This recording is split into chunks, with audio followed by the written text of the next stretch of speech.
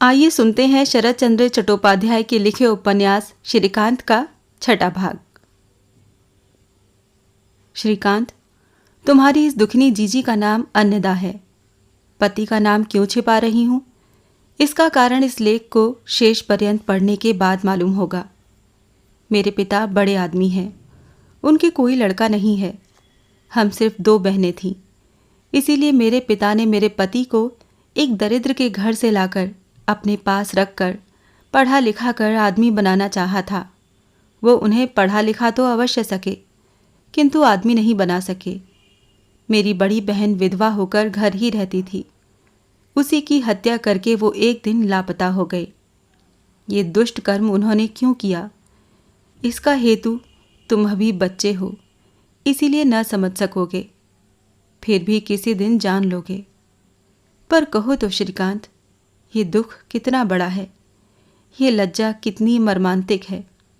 फिर भी तुम्हारी जीजी ने सब कुछ सह लिया, किंतु पति बनकर जिस अपमान की अग्नि को उन्होंने अपनी स्त्री के हृदय में जला दिया था, उस ज्वाला को तुम्हारी जीजी आज तक भी बुझा नहीं सकी। पर जाने दो उस बात को। उक्त घटना के 7 वर्ष के बाद मैं उन्हें फिर देख पाई। जिस वेश में तुमने उन्हें देखा था, उसी वेश में वो हमारे घर के सामने सांप का खेल दिखा रहे थे। उन्हें और कोई तो नहीं पहचान सका, किंतु मैंने पहचान लिया। मेरी आंखों को वो धोखा नहीं दे सके। सुना है कि ये दुस्साहस उन्होंने मेरे लिए ही किया था, परंतु ये झूठ है।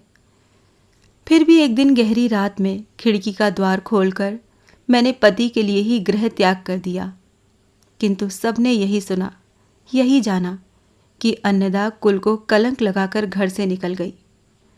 ये कलंक का बोझा मुझे हमेशा ही अपने ऊपर लादे फिरना होगा।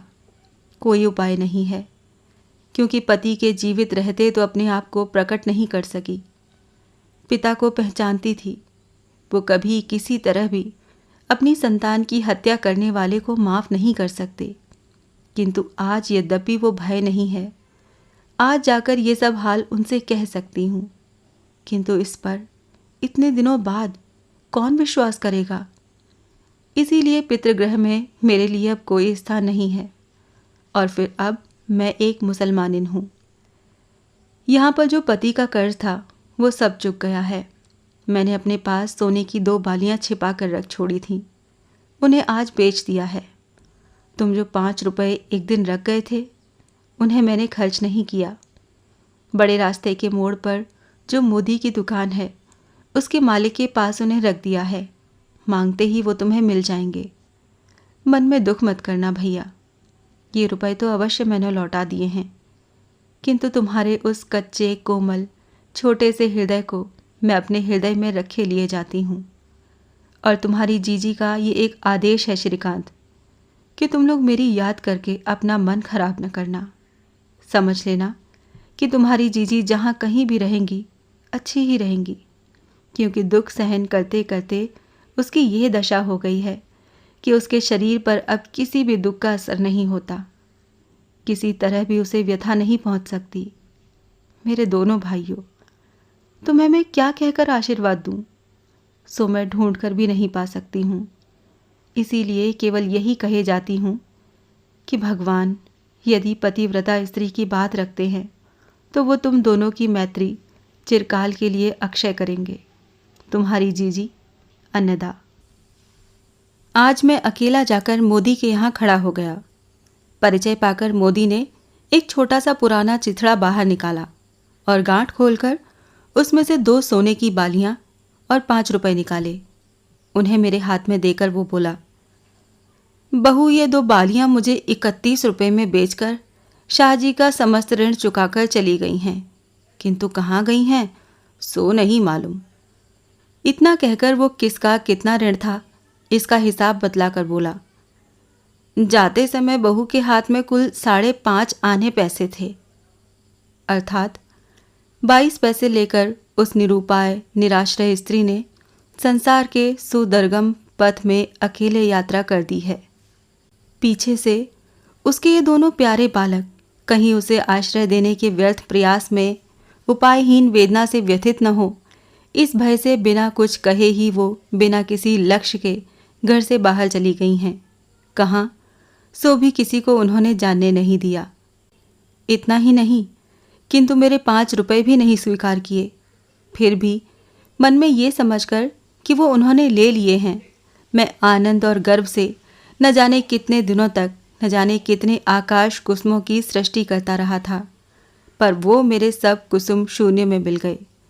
अभिमान के मारे आंखों में जल छलछला आया, जिसे उस बूढ़े से छिपाने के लिए मैं तेजी से बाहर चल दिया।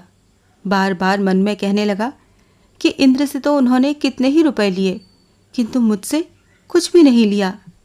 जाते समय नहीं कहकर वापस करके चली गई। किंतु अब मेरे मन में वो अभिमान नहीं है। सयाना होने पर अब मैंने समझा कि मैंने ऐसा कौन सा पुण्य किया था जो उन्हें दान दे सकता। उस जलती अग्नि शिखा में जो भी देता वो जलकर खाक हो जाता। इसीलिए जीजी ने मेरा दान वापस कर दिया। किंतु इंद्र और मैं क्या एक ही धातु के बने हुए हैं, जो जहां वो दान करे वहां ढीठता से मैं भी अपना हाथ बढ़ा दूं? इसके सिवाय ये भी तो मैं समझ सकता हूं कि आखिर किसका मुंह देखकर उन्होंने इंद्र के आगे हाथ फैलाया था। खैर, जाने दो इन बातों को। इसके बाद अनेकों जगह मैं घूमा फिरा हूं, किंतु इन जली आंखों से मैं कहीं भी उन्हें नहीं देख पाया। मुझे वो फिर नहीं दिखाई दी, किंतु हृदय में वो हंसता हुआ मुख हमेशा वैसा ही दिख पड़ता है।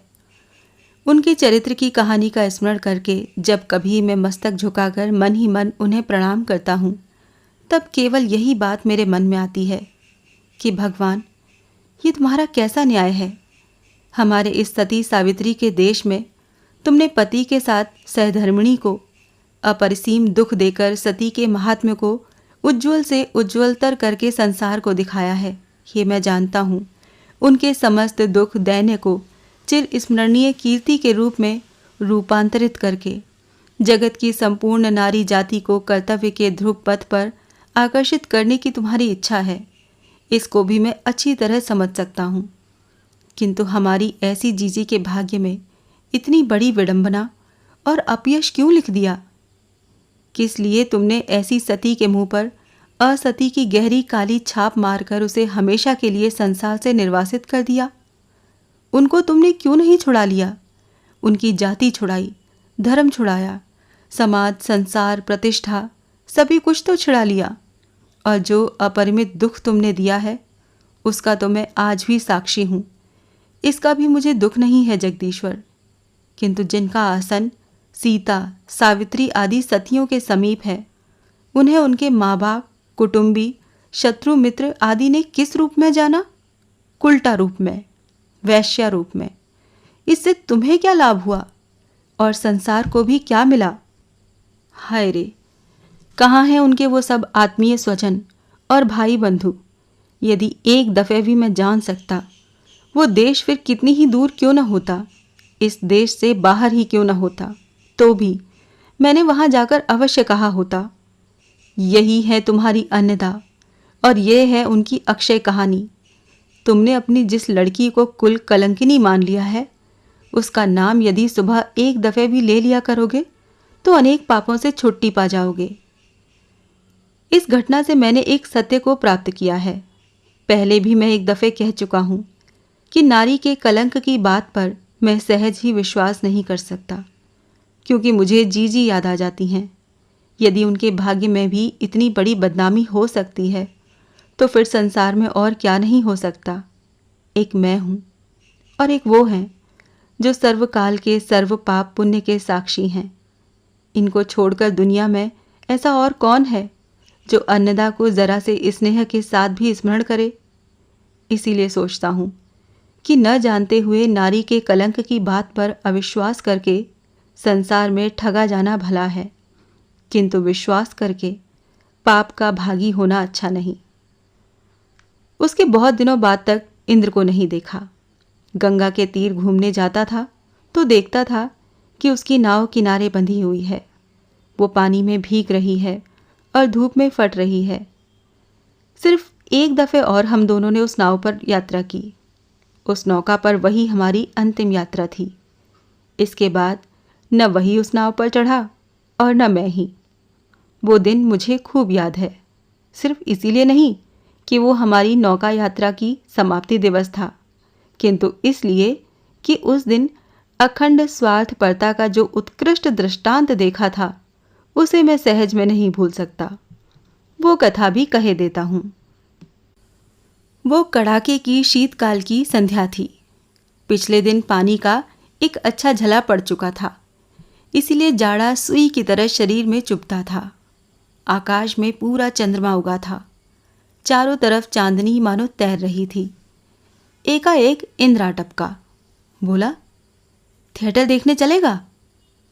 थिएटर के नाम से मैं एक बार की उछल पड़ा। इंद्र बोला, तो फिर कपड़े पहनकर जल्दी से हमारे घर आ जा। 5 मिनट में एक रैपर लेकर मैं बाहर निकल पड़ा। उस स्थान को ट्रेन से जाना होता था। सोचा घर से गाड़ी करके स्टेशन पर जाना होगा, इसीलिए इतनी जल्दी है। इंद्र बोला, ऐसे नहीं, हम लोग नाव पर चलेंगे।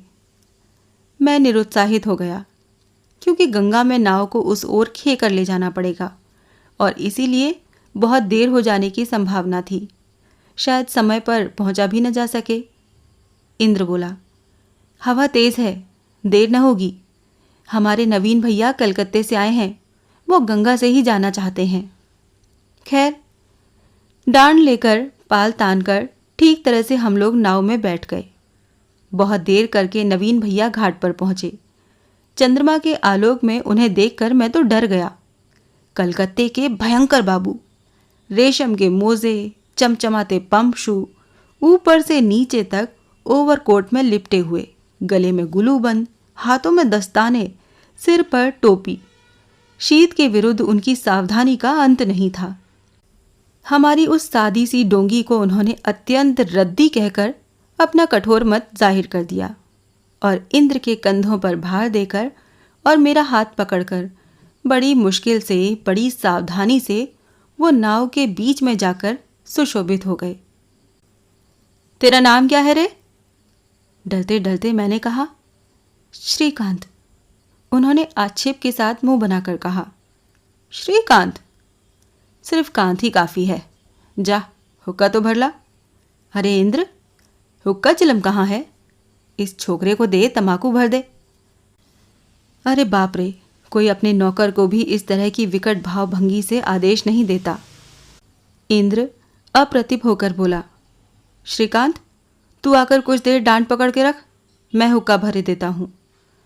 उसका जवाब न देकर मैं खुद ही हुक्का भरने लगा, क्योंकि वो इंद्र के मौसेरे भाई थे, कलकत्ते के रहने वाले थे और हाल ही में उन्होंने एलए पास किया था। परंतु मन मेरा बिगड़ उठा।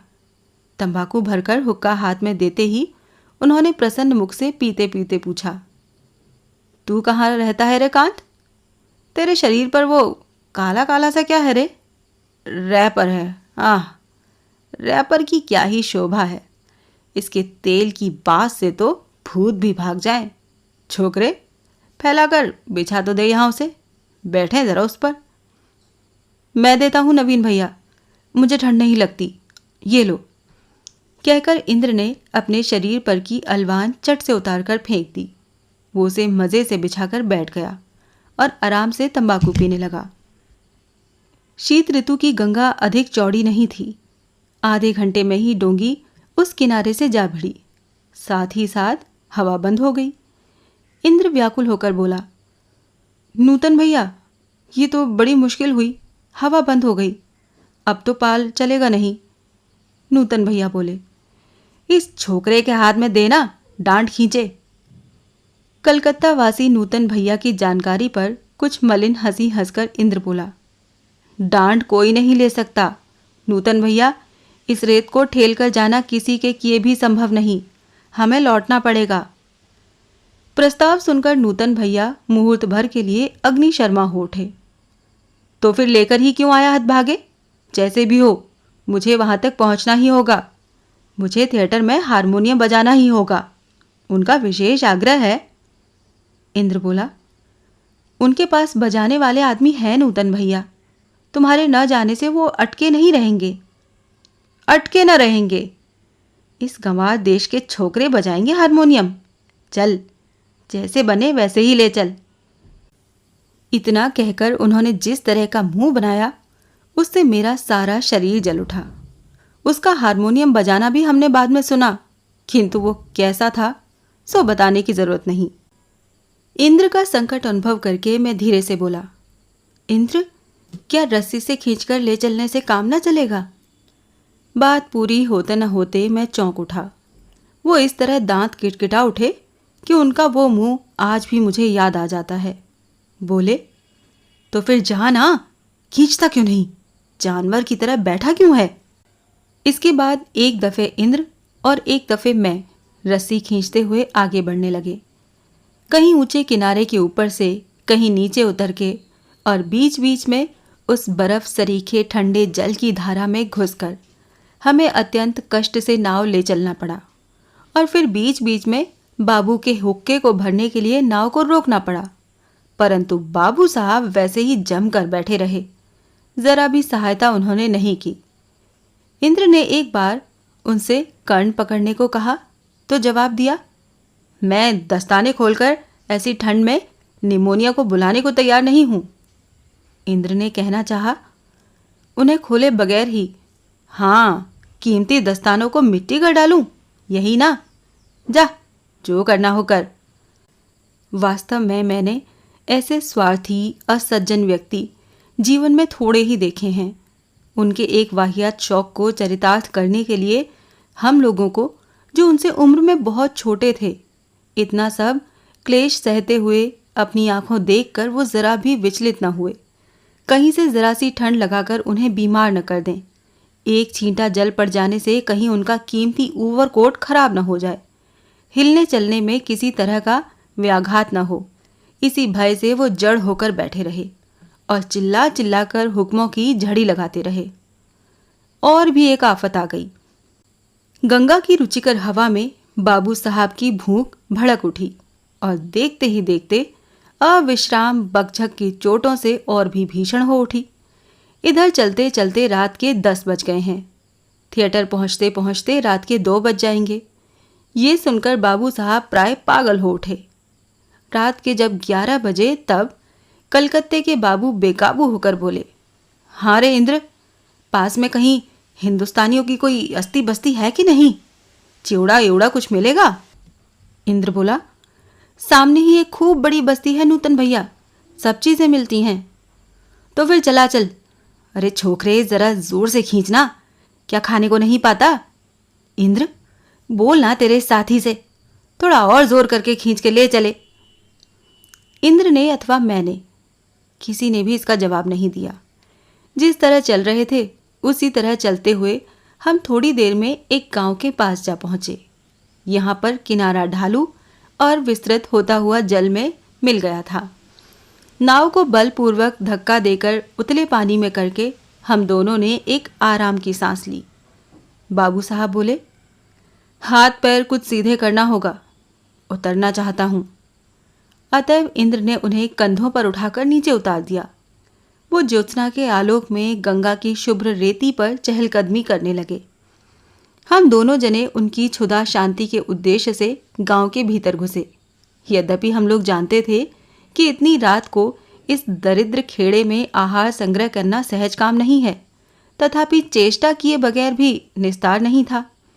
इस पर अकेले रहने की भी उनकी इच्छा नहीं थी। इस इच्छा के प्रकाशित होते ही इंद्र उसी दम आह्वान करके बोला, नवीन भैया, अकेले तुम्हें डर लगेगा, हमारे साथ थोड़ा घूमना भी हो जाएगा। यहाँ कोई चोर और नहीं है, नाव कोई नहीं ले जाएगा, चले ना चलो।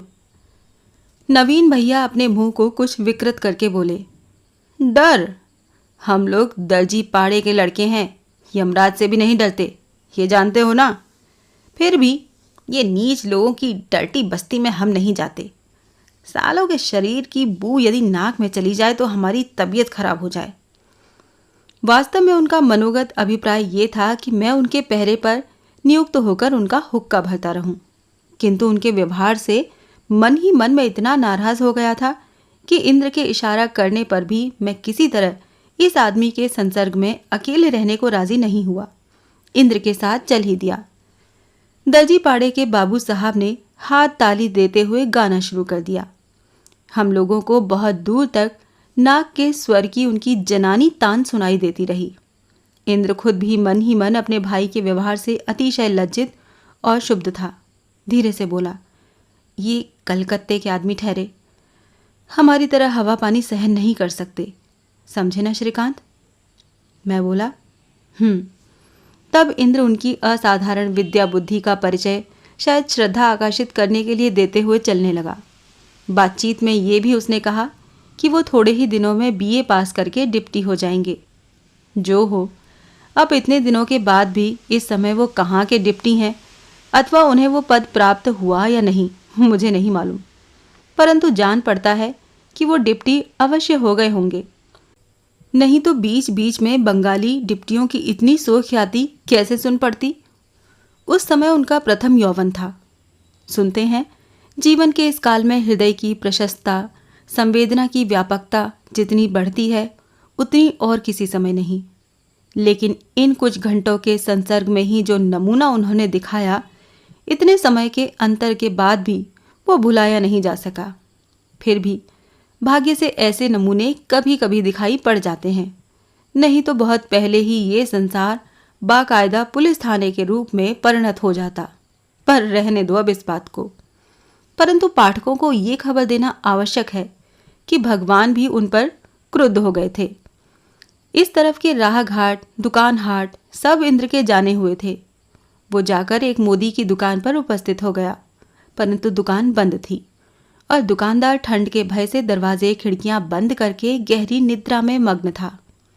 नींद की वो गहराई कितनी अथाह होती है सो उन लोगों को लिखकर नहीं बताई जा सकती जिन्हें खुद इसका अनुभव न हो।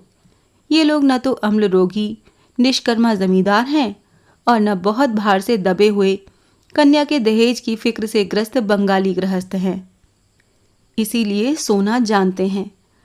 दिन भर घोर परिश्रम करने के उपरांत रात को ज्यों ही उन्होंने चारपाई ग्रहण की कि फिर घर में आग लगाए बगैर सिर्फ चिल्लाकर या दरवाजा खटखटाकर उन्हें जगा दूंगा, ऐसी प्रतिज्ञा यदि स्वयं सत्यवादी अर्जुन भी जयद्रथ वध की प्रतिज्ञा के बदले कर बैठते तो ये बात कसम खाकर कही जा सकती है कि उन्हें भी मिथ्या प्रतिज्ञा के पाप से दग्ध होकर मर जाना पड़ता।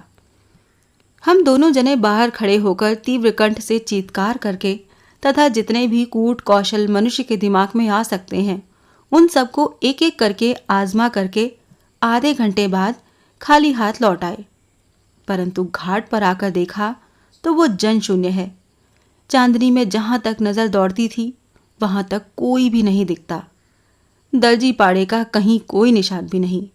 नाव जैसी थी वैसी ही पड़ी हुई है। फिर बाबू साहब गए कहाँ? हम दोनों प्राणपण से चीत्कार कर उठे, नवीन भैया, नवीन भैया, किंतु कहीं कोई नहीं। हम लोगों की व्याकुल पुकार बाईं ओर दाहिनी बाजू के खूब ऊंचे कंगारों से टकराकर अस्पष्ट होती हुई बार बार लौटने लगी। आसपास के उस प्रदेश में शीतकाल में बीच बीच में बाघों के आने की बात भी सुनी जाती थी। गृहस्थ किसान इन दलबद्ध बाघों की विपत्ति से व्यस्त रहते थे। सहसा इंद्र इसी बात को कह बैठा, कहीं बाघ तो नहीं उठाकर ले गया रे? भय के मारे मेरे रोंगटे खड़े हो गए। ये क्या कहते हो? इसके पहले उनके निरतिशय अभद्र व्यवहार से मैं नाराज तो सचमुच ही था, परंतु इतना बड़ा अभिशाप तो मैंने उन्हें नहीं दिया था।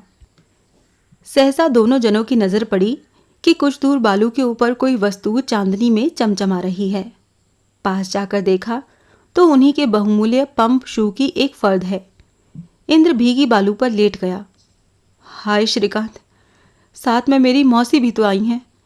अब मैं घर लौटकर नहीं जाऊंगा। तब धीरे धीरे सब बातें स्पष्ट होने लगीं।